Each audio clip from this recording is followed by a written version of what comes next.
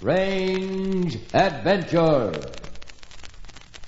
The performance was almost over when the two clowns stopped their antics and made their exit from the big top. It had been raining, and the night air chilled them through their costumes.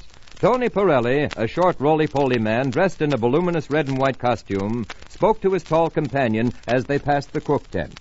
Say, how about a couple jobber before we change? It'll knock the edge off of this chill. Slim Wagner, dressed in a black and white skeleton garb that covered his whole body, turned to his friend. Yes.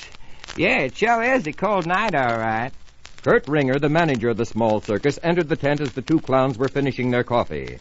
The men had no use for the manager and hated his slave-driving ways.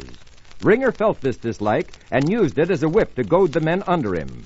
His voice had the edge of sharp steel as he spoke. Pirelli, I saw you talking to Nancy Stokes again tonight.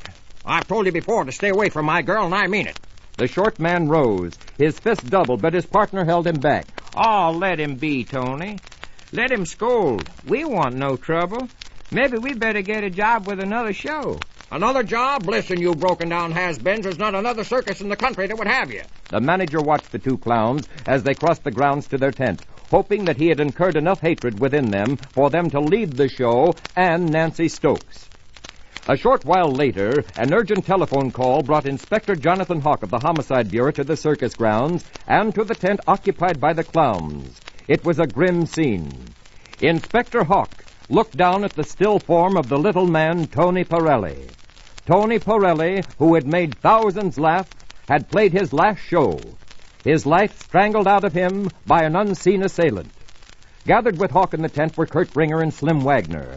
The tall clown was still dressed in his weird skeleton costume, his thin body visibly nervous under the skin-tight garb. The circus manager began his story.